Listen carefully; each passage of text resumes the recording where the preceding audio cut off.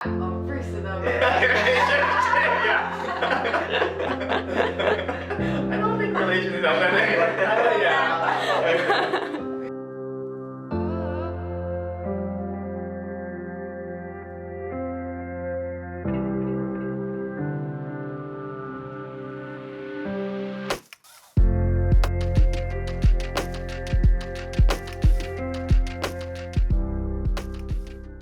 What is your background?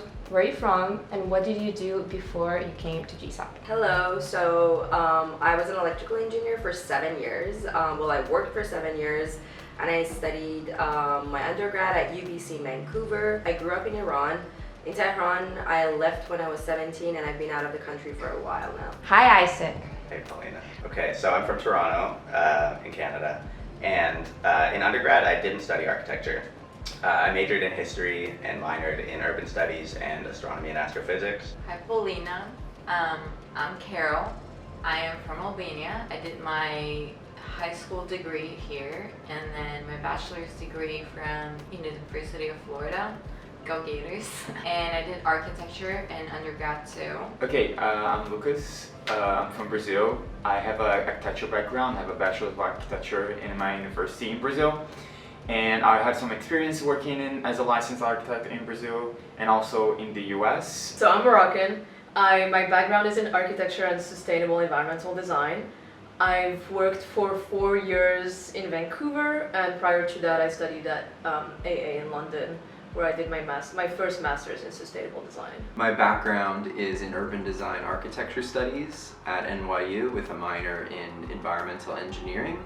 I graduated from NYU in 2019 and applied for the 2020 fall semester at GSAPP right after. My undergrad background is in psychology with minors in web programming and creative writing.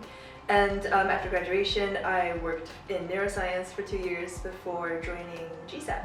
I was born in China originally, have lived for a few years in the UK, and have been in New York for 8 years now. The next question I have for you is, what is your dream career? Okay, my dream career, I think I have two paths that I can follow. One would be working in a firm, a high quality design firm, and growing inside of that firm. Or in the future, I can also create my own studio, depending on how things align in my life. But overall, I want to make as much impact as I want with architecture. So your dream career is truly related to architecture and specifically just this field? It is, yes. I don't know if I want to practice. I'm currently doing a dual degree, so I'm doing the M.Arch but also the CCCP, which is like a more academic degree. And I've thought about staying in academia, and whether that's just because I don't know what I want to do and that's like a fallback, I'm not sure. But I've always enjoyed, like with my background in history, I've enjoyed research and writing. So that's definitely something that I've thought a lot about, staying in academia. My dream career is to start my own architectural practice eventually, focusing on low carbon design and also refurbishment. My dream career is to own my own architecture firm, hopefully after working for quite some time within notable architecture firms that I've been influenced a lot by in my undergraduate and graduate career.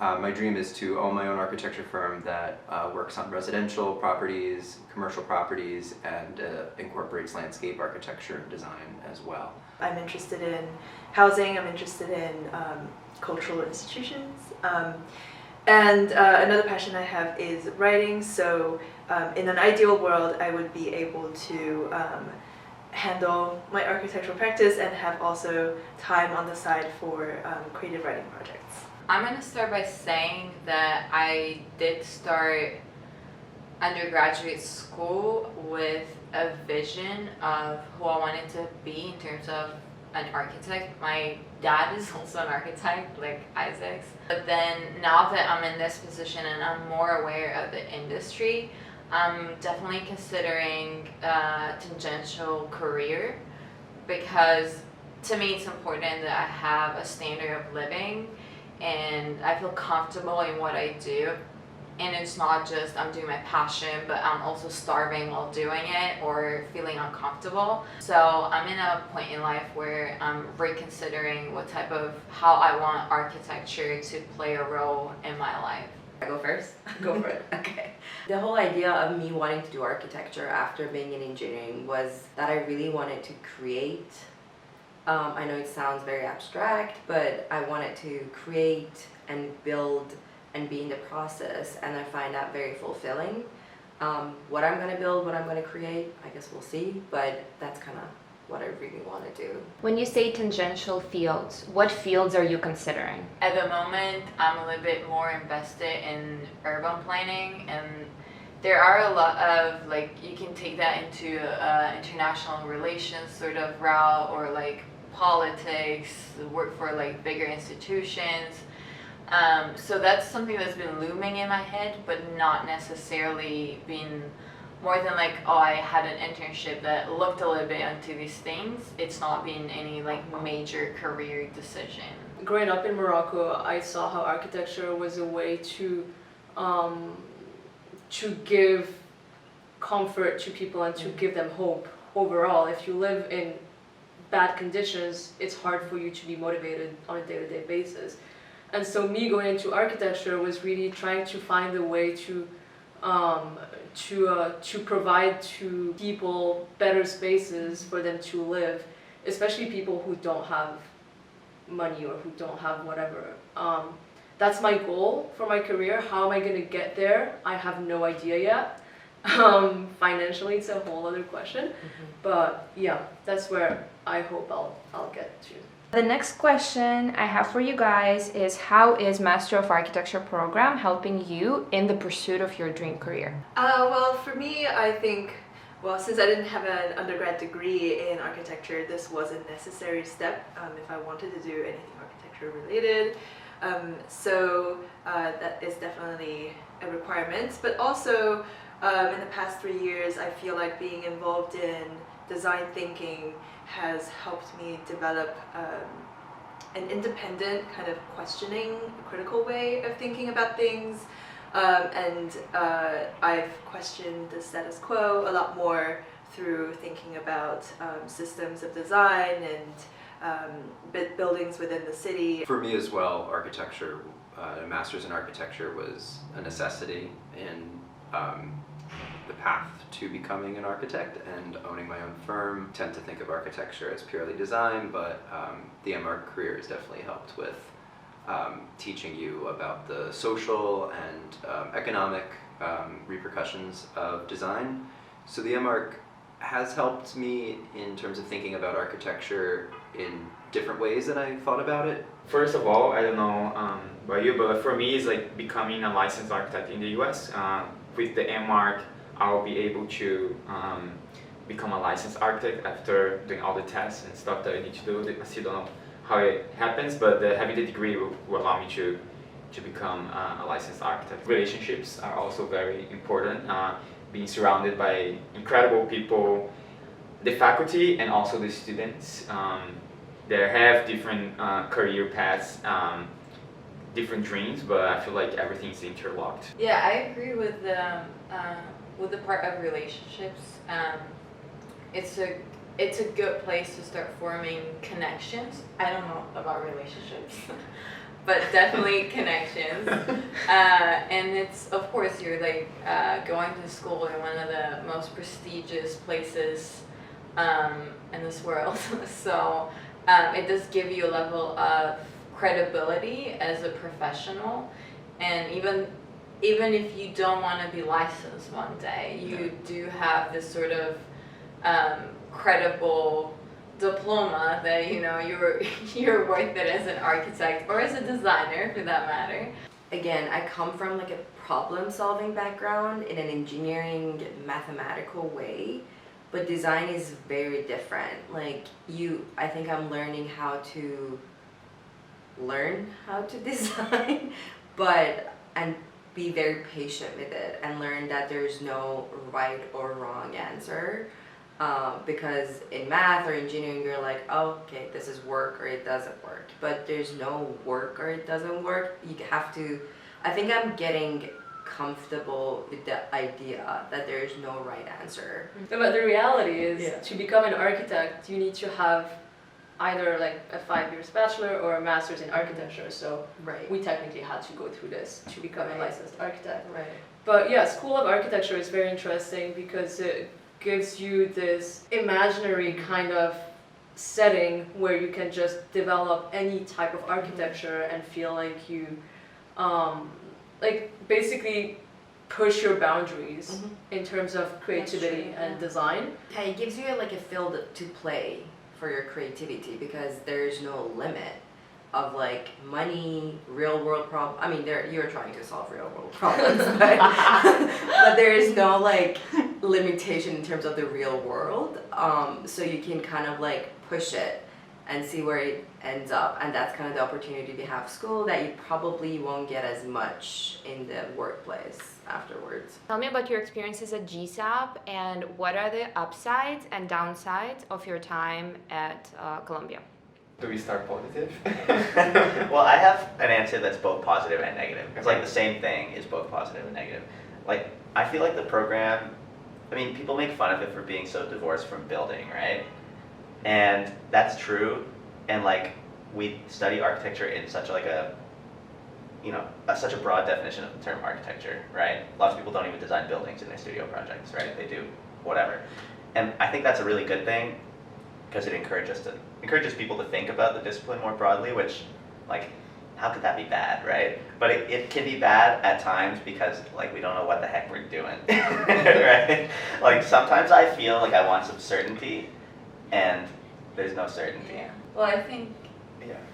that the reason people also find it maybe not so good is because you start going to M.Arch with the idea that you're getting prepared professionally Yeah.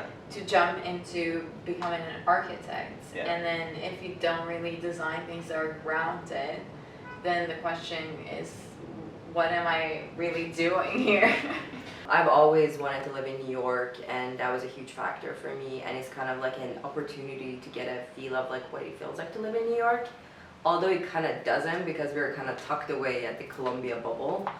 But New York is huge, and like it's a huge part of like being at Columbia, and that kind of brings down the downside of like Columbia not really having like a campus. It's like a couple of blocks, what it feels like. It's beautiful when you get here, but the facilities are like small because the real estate is so little in New York, right? Like the gym is really old, the shop, like they have a huge shop and fabrication. Well, huge, I shouldn't say huge, but it's there Huge for and New it's York. great, yeah. But like there's no storage, for example. There's no shop, they don't sell any material because there's no place that they can store anything. So there are downsides of it being in New York, but then you have the Avery Library, which is the biggest library of architecture, I think, in the world. But then our studios are kind of like computer labs. Like it's not like you have a couple of desks. It's like, I'm sure you can look at the pictures online, but it's just like just a series of computers. There's not enough place to build, so you have to go to the shop to build. So like space is a little bit limited compared to other architecture schools, but you're in New York. I mean, for me, it's the complete opposite, I would say. When I applied to Columbia, I knew that Columbia was my top choice in terms of how I would feel at GSAPP, but at the same time, I was terrified by moving to New York and living here. I do not particularly like this city. I've never liked it before. And also, I personally feel like the architecture of New York is problematic somehow, right? Oh, for sure. And so getting to study architecture here could have emphasized and like enhanced that in like at least that view in me. I mean, I really like how diverse Columbia is. Right. How you have Very so diverse. many different professors who Yeah. bring completely different backgrounds, and anyone can find the professors who actually fit within whatever they want to do, right? And you can just have develop this small network with these professors who have networks from all around, who have like connections from all around the world. And that's the one thing that's amazing about GSAPP, I want to say. What I really enjoy about the program is that it teaches you to think outside the box, maybe in aspects that you didn't consider before. Being in an architecture program, I didn't have a studio background in architecture, so the approach was very different from what I've been used to in terms of design, thinking about design, conceptualizing it, and working on it with a critic. So I really appreciate how the program teaches you to really immerse yourself in the work and use collaboration as a means of producing better work. But my issue I've had is, not having a studio background. I was not at all used to how critiques were given and how desk crits are set up, where you're being monitored almost by a professor. And my struggle has been creativity has, I feel like, been stifled a bit due to professors' opinions and narratives that they hold on to that might not necessarily resonate with you or the designs that you are coming up with. What you said makes me think how some of the positive things and negative things about the program are sometimes both different sides of the same coin. I agree with what you said about the program helping me to think in different ways, it's definitely a new way of thought and of experimentation that I wasn't used to before, especially coming from the experimental sciences into design. It's just a different way of structuring how you set your goals and how you go about materializing, taking action on things. I do think one of my favorite parts about the program is the people, actually, everyone else in the program. I feel like everyone has been very helpful, willing to give advice. People who come in with background are willing to help people who don't have a background, teach you rhino tricks or not well-known commands and things like that. And it's a good atmosphere. I think it's mostly collaborative, I would say. But also there is the difference between having an architectural background and not having an architectural background. Yeah. I feel like I totally agree with what you guys said. And I feel you have architectural background and you didn't have architectural background. I feel for those who have architectural background and have more, for example, I had a more standard technical kind of education in Brazil, which I did not like.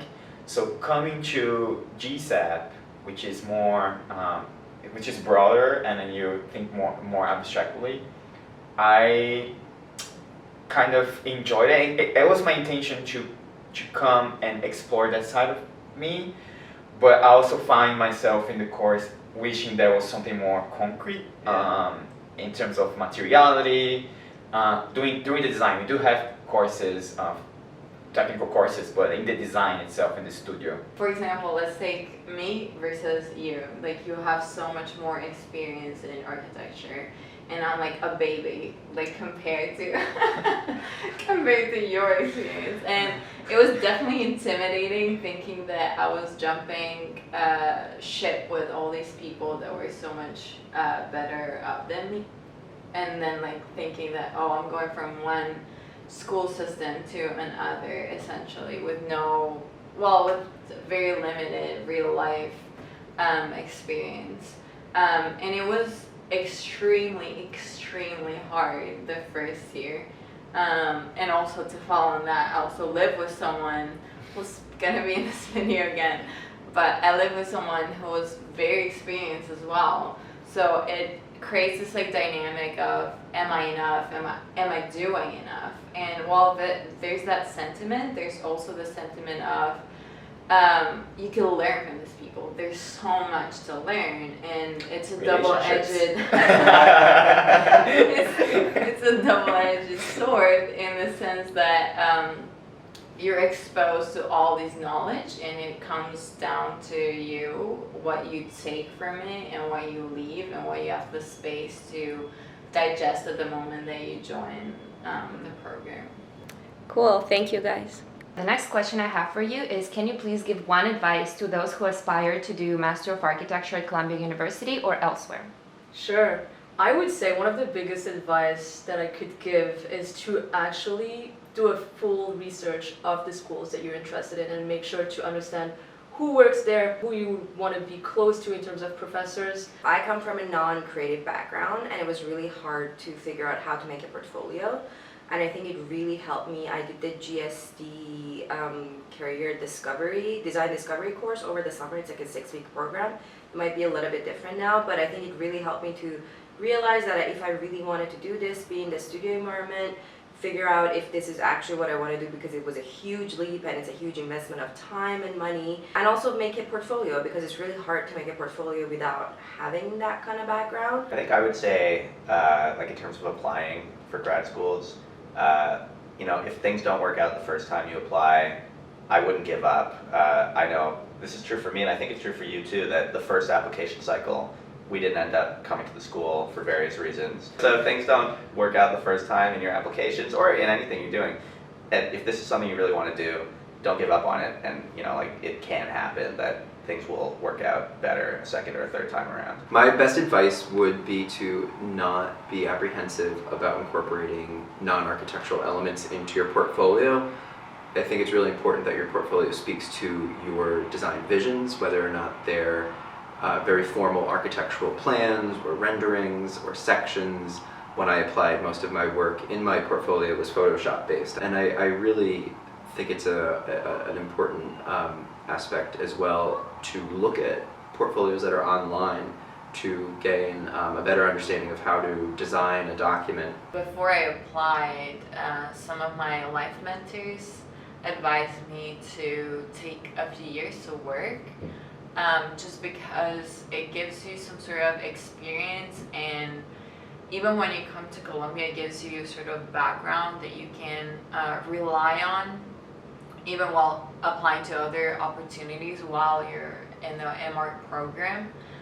So those years are definitely valuable. It might look like it's setting you off by a few years because you're not going straight to school, but actually what it is doing, it's making your M.Arch experience more efficient. You're getting the most out of the opportunities that are offered to you while you're in school. My advice would be to start early and be organized, because the deadlines come faster than you think, and things always take longer than you plan for them to take. Deadlines, you know, around the holiday season, so things can get pretty hectic pretty quickly. So I'd say definitely start early, even like a few months early. I would suggest that. Also keep your files organized and back stuff up. My advice would be ask for help from professionals or professors to review your entire application. That goes for the portfolio, the essay, and also like the recommendations that you're gonna ask, because the application is about the package, it's not about one thing. Thank you guys.